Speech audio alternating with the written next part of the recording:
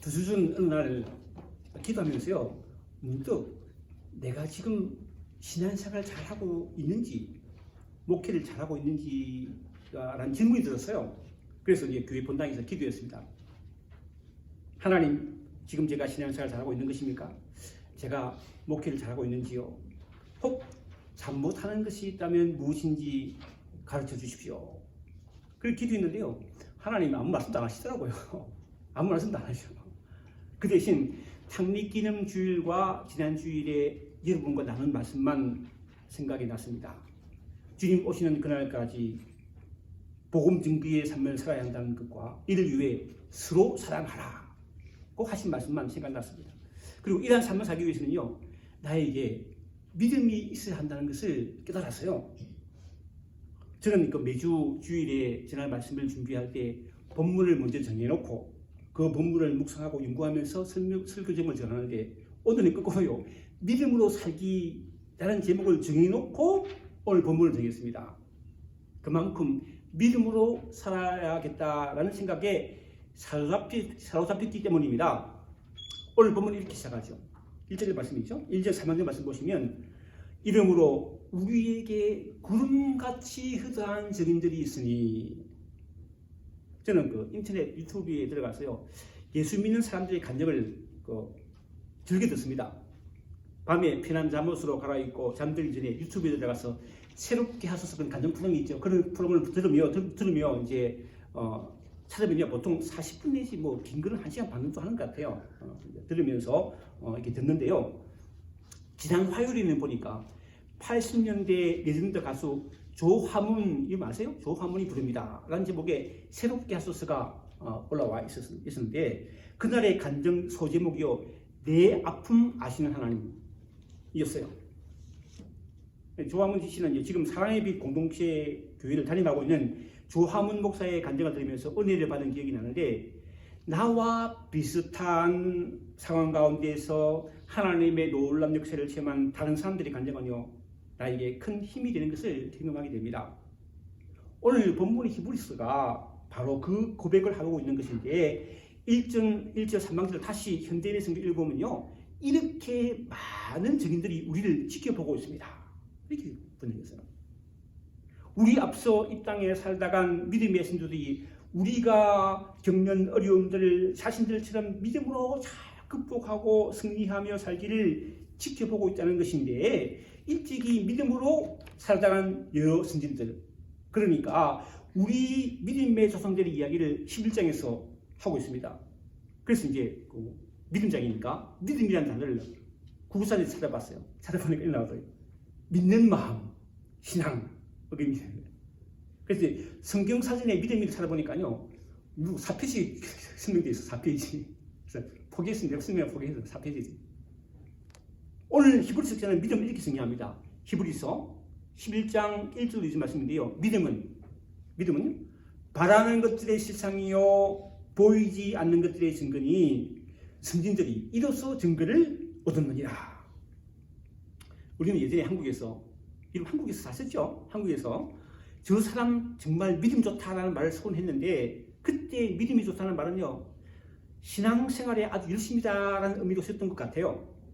그렇게 기억합니다. 주일 예배는 말할 것도 없고, 한국에 수요 저녁 예배도 있잖아요.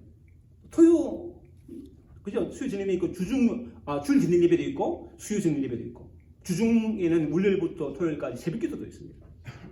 이런 예배와 기도에 빠짐없이 참석하면 저분은 정말 믿음이 좋다라고 말했던 것 같아요.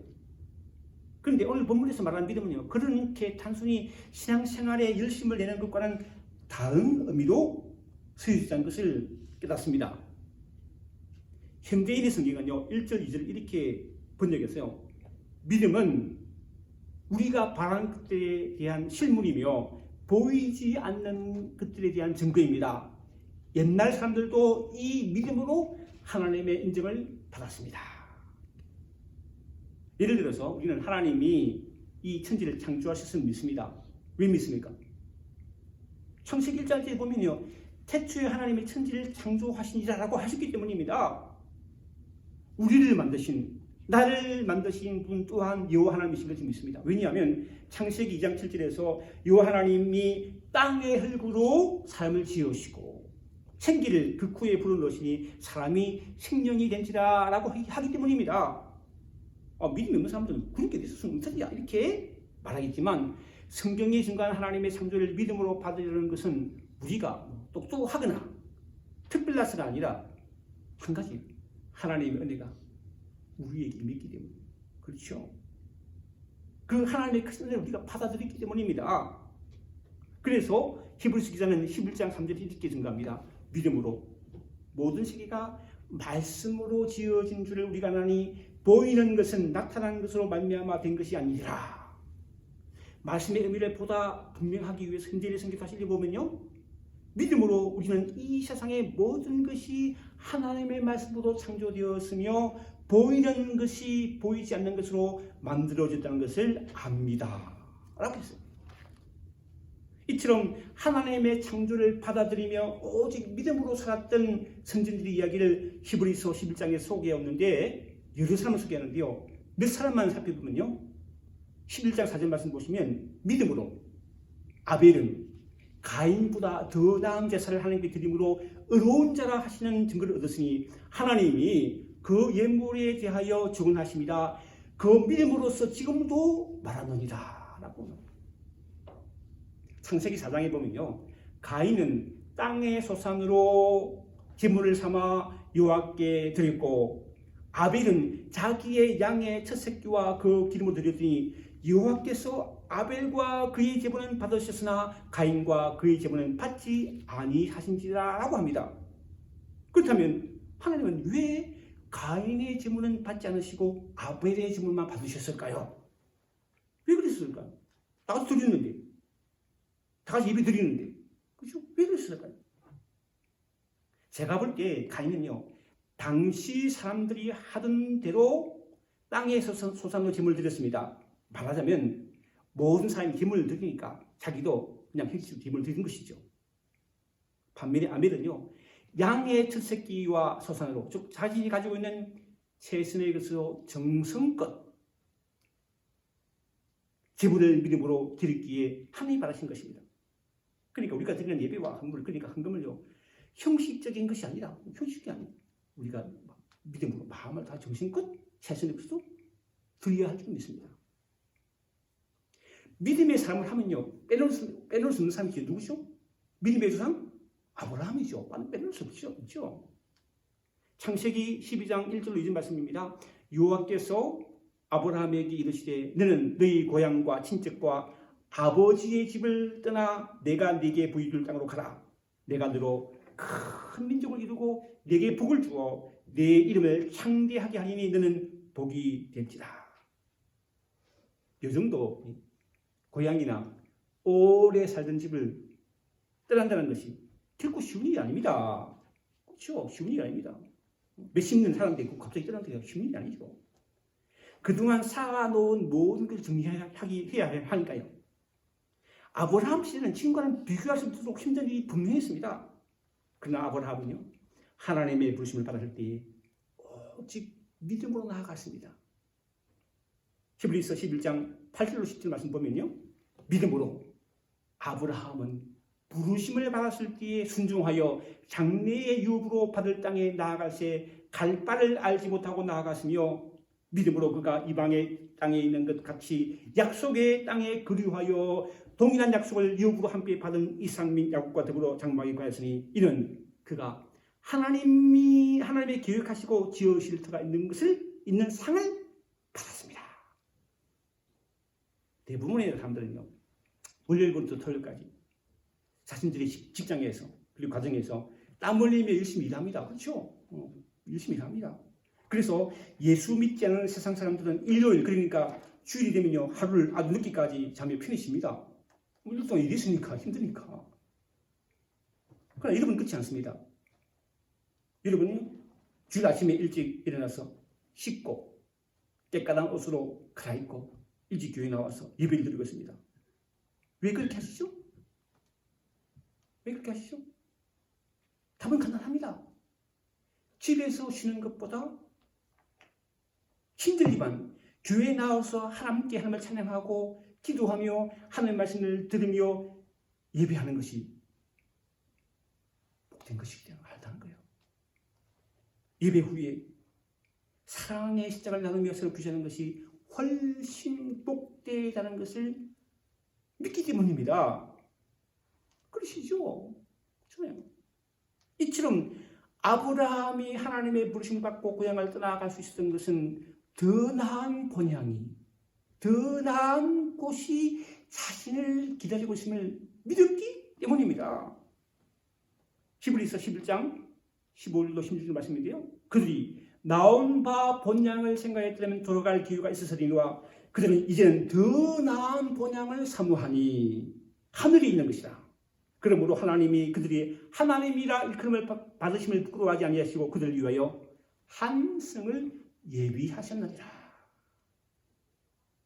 이러한 믿음의 조상 아브라함과 신일장에 나오는 많은 믿음의 신들이 우리를 지켜보고 있다는 것을 기억하며 우리가 해야 할 일은요, 우리 앞에 당한 경주를 믿음의 경주를 하는 것입니다. 그러니까 천국에 대한 목표를 분명히 하고, 목표가 분명해요. 그죠? 목표가 분명해요. 천국에 대한 목표가 분명하다는 거예요. 하고 꾸준히 달려가는 것입니다. 믿음의 경주를 하고 있다는 거예요. 그런데 여러분, 달리기 선수는 복장을 어떻게 해야 합니까? 어떻게 해야죠? 달리기를 잘할 수도 가장 간편한 복장을 합니다. 가끔 TV를 보면 그 육상 경기를 중계한 경우가 있어요. 그때 보면요, 선수들은 반바지와 아주 간편한 셔츠만 입고 있는 것을 봅니다. 그렇죠? 2시간 넘게 달리는 마라톤 선수, 42.19km 달리는 마라톤 선수는요, 말할 것도 없죠. 만약 마라톤 선수가 자신이 뛰는 모습이 TV에 비친 것을 알고 화려한 복장을 입고 뛰는다면요, 아마 30분도 못 나가서 그냥 수상할 거예요. 힘들어서. 그죠? 우리의 신앙 경주도 바로 이와 같은 것입니다. 오늘 본문 1절 하반절 말씀 보시면요, 모든 무거운 것과 얽매이기 쉬운 죄를 벗어버리고 인내로서 우리 앞에 당한 경주를 하며, 우리의 신앙생활은 달리 경주하는 것과 같은 것이므로 가장 간편한 복장을 해야 하는데 그것은 영적으로 모든 무거운 것과 얽매이기 쉬운 죄를 벗어버리는 것입니다. 그리고 사도 바울은 우리가 어떻게 믿음의 경주해야 하는지를 로마서 13장 11절로 13절에 구체적으로 이렇게 말하고 있습니다.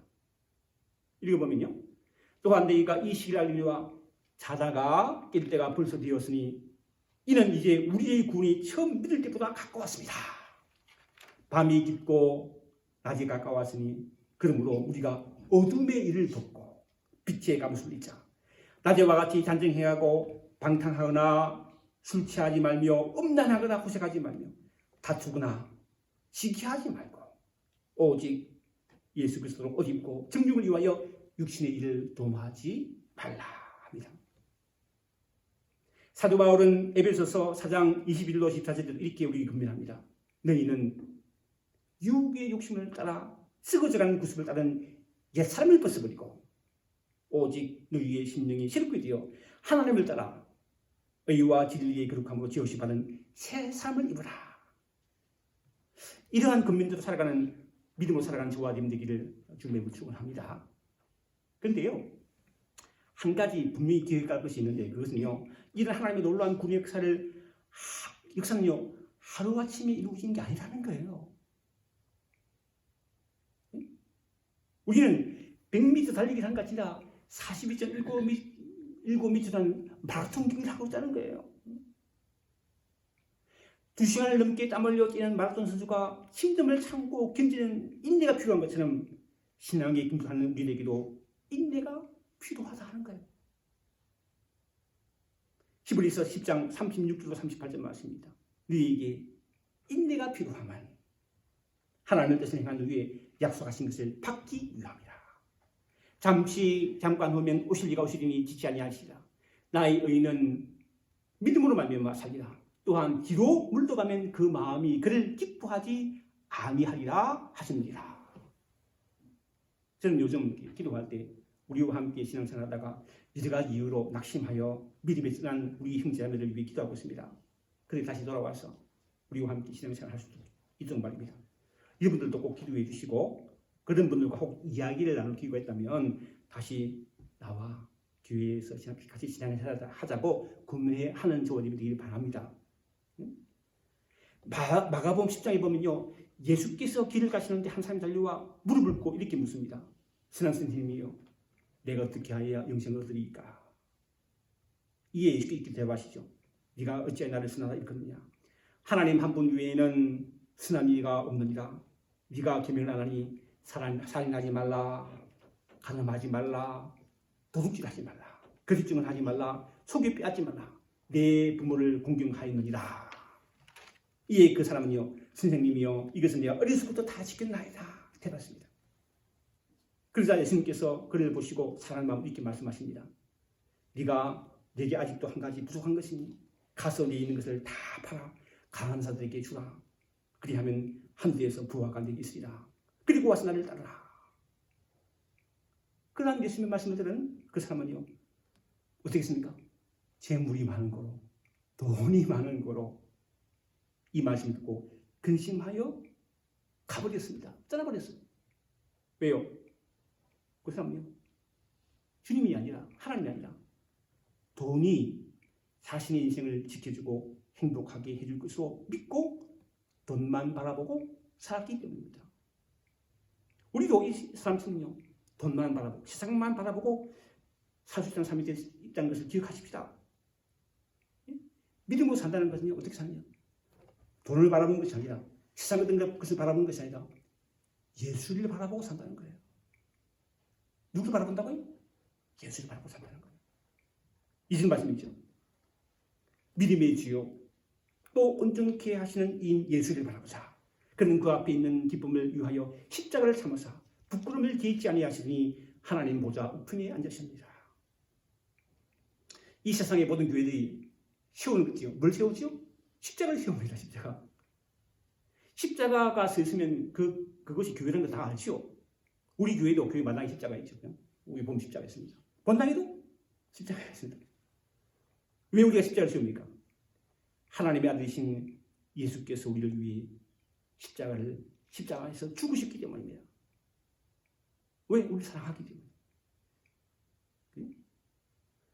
그래서 우리는 세운 십자가를 바라보며 십자가에 죽으신 주님을 생각합니다. 근데요, 기억할 것인데 예수께서 받은 십자가 행은요, 그가 사셨던 로마 시대에 행해진 극형 가운데 하나였습니다. 십자가 처형은 당시 로마 황제의 체제에 반란을 펼쳐가는 자들에게 내리는 가장 야만적이고 잔인한 형벌로 십자가에 매달 때 손바닥이 아니라 손목에 못질을 하였다고 합니다. 왜? 이는 죄인의 몸무게를 견디기 위해서. 손바닥은 금방 찢어지니까. 손목이 있잖아요. 그리고 처형당한 자를 벌겋 벗겨서 눈에 띄는 장소, 내거리 극장한 높은 언덕 범행 장소에 공개적으로 진열시켰습니다. 이러한 십자가 행은요, 내면적인 차원에서도 처형당한 자에게 최대의 수치를 드리는 것이었습니다.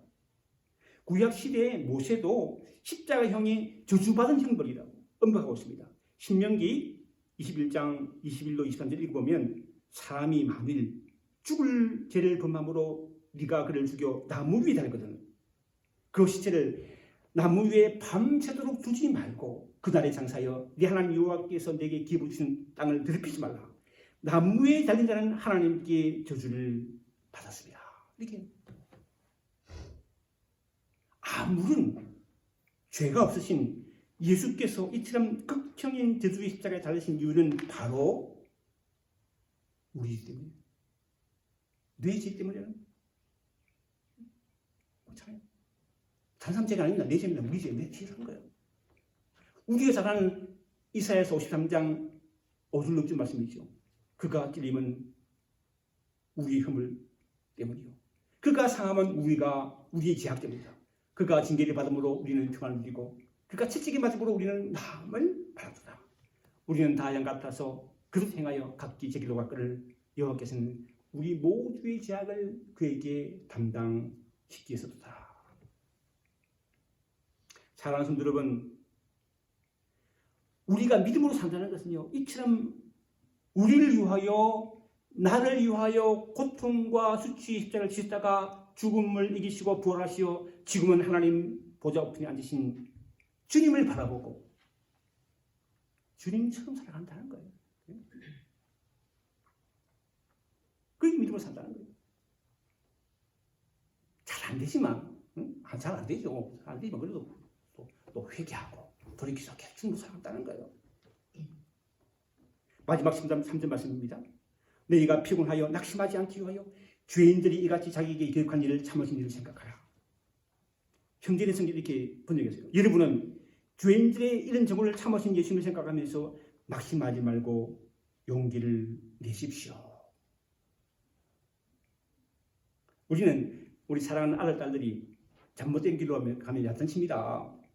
때로는 매를 들기도 하면서 네 아들, 딸이 바른 길로 가서 행복하게 살도록 가르칩니다. 왜 그렇게 합니까?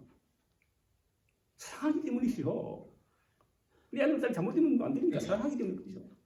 나무의 아들, 딸은 상관없지. 사랑하기 때문에 야단친다는 거예요.